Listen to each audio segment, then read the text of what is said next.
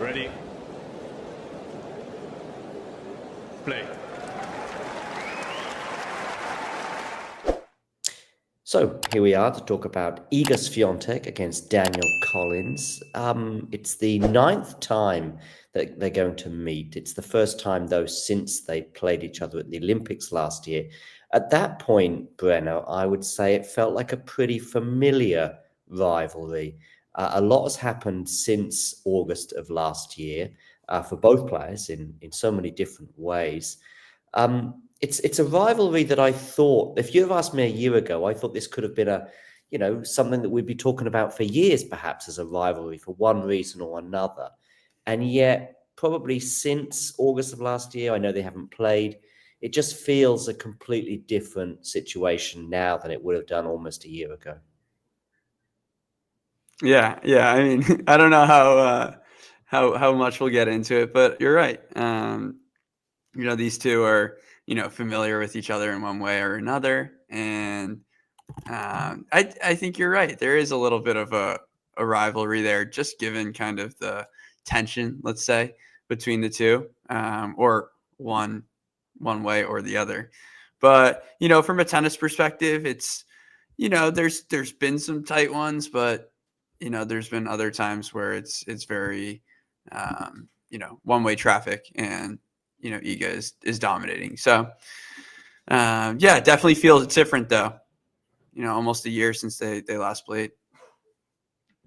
Yeah, I think sort of rivalry as well is very much a word, because I think there's been, well, I think there were tensions that day in Paris. It's the only time I think they've met on clay. Clay obviously being very much the preferred surface of Iga and very much not the preferred surface of Danielle Collins.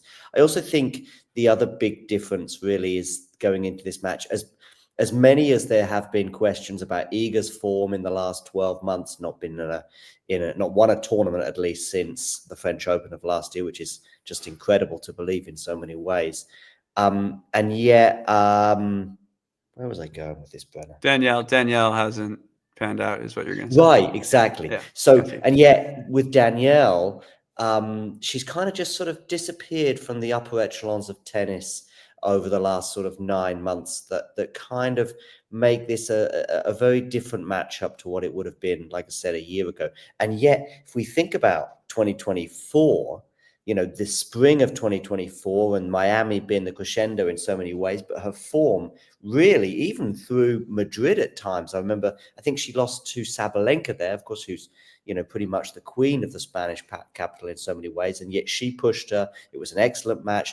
Danielle on the clay then was a thing. She was getting to the final in Strasbourg.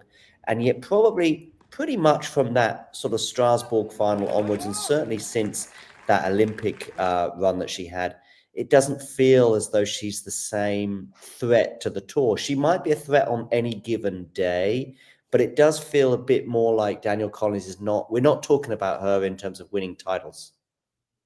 Right. I think you said that perfectly in terms of, on any given day, yes, she could show up and that spark could come out. But this year it's just been very, basic in a sense. Like she's gotten to, bigger matchups playing, bigger names in the sport, but they haven't been, much of a match.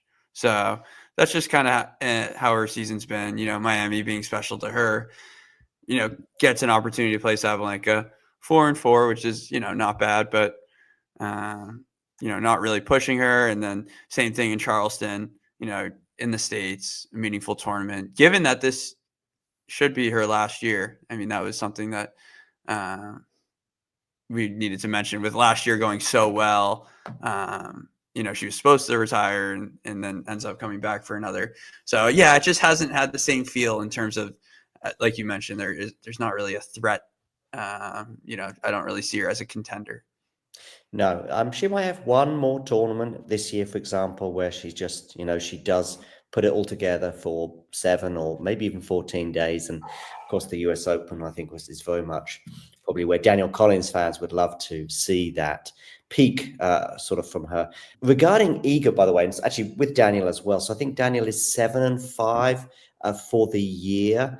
And yet, really eager, funny enough, I was just looking at her yearly stats, which at the moment is 26-8. I'm going to check that right now. But yeah, 26-8 she is for the year. Funny enough, it's probably only a couple of results away from where she would often be at this time of the year. The difference is those two results would mean that she'd have a couple of trophies in the bag. Indian Wells and probably a clay court tournament would be a fairly normal first 4 or 5 months of the year. But of course, those two extra losses means that those two tournament wins and not even a final have been there, and yet she's still going deep. Often in the past she'd be going out early in tournaments and then winning the next one, and then going on a streak and then losing early, and yeah, so there's some things to clutch at for Iga, and I think there's probably enough to clutch at when it comes to this coming match with Danielle. 7-1 being the head-to-head.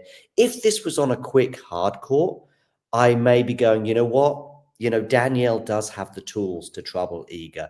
I just think on a slower clay scenario, perhaps again, Madrid, we might just be going for a little bit more with Danielle, but I think that 7-1 head-to-head will probably become 8-1 in the next 48 hours or so. What about you? Yeah, I agree with you, John. I think Iga has earned this expectation from us, and that's why I feel like it's been a talking point. Obviously, when a top player, well, top two player doesn't have a title, it since last summer, it raises flags. But we finally got to the time of the year where her expectations are much higher, and she now has to deal with that. And I think she's well equipped to do that. And yeah, I mean, as we mentioned, Danielle Collins, it's kind of like, yeah, in Miami, if they were playing here, even this early, it's like, yeah, you give her a shot, but just in these conditions, I don't think she can hang with her. I will just highlight the fact that they've both made this round of 32, of course, both being seeded, both being high enough ranked in the top 32. Danielle is currently 29. She sort of obviously had those points to defend and didn't defend them in Miami and also Charleston. Coming up, I think, as I say, she has that Strasbourg final, but that is probably just about it. So I imagine her to probably hang around in the sort of top 30 and probably still remain seeded for, if she gets a few wins together, maybe not this tournament, but she can win a few more matches and just hang on, maybe even make a 500 final such as Strasbourg once more, and then she can hang on to that sort of top 32 ranking throughout the rest of the year and then stay seeded for the remaining slams. She beat Roos in the first round. Did Danielle Collins 6-3, 6-3. Iga's situation was even more comfortable against the Italian Cocciaretto 6-1, 6-love. Yeah, I think both of us are going Iga. Are we both going straight sets? Yep. Yeah. Are you also going for Iga to win the title in Rome like I am, or you are? Hell yeah. Yeah, I'm with you. Yeah, Yes, I just listen. I don't. She's never going to probably make you look silly for doing that, if you like, especially on a slow clay court. You might be wrong, but you probably won't be far wrong.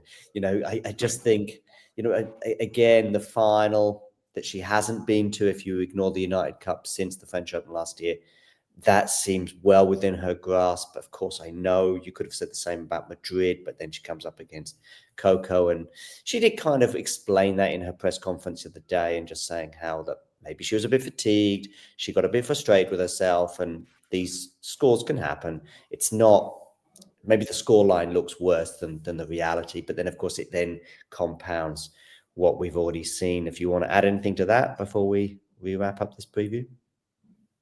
Yeah, I just say there's got to be some. I mean, maybe I'm proved wrong, but there's got to be some burnout for Sabalenka at this point. Obviously, playing consecutive finals. You think she's out of the equation, and at this point, you're thinking, all right, there are only a few girls that can really give Egan a shot here. So yeah, those are my thoughts. If you enjoyed this video, make sure you hit that like button. Don't forget to subscribe and click that notification bell so you don't miss out on all things tennis.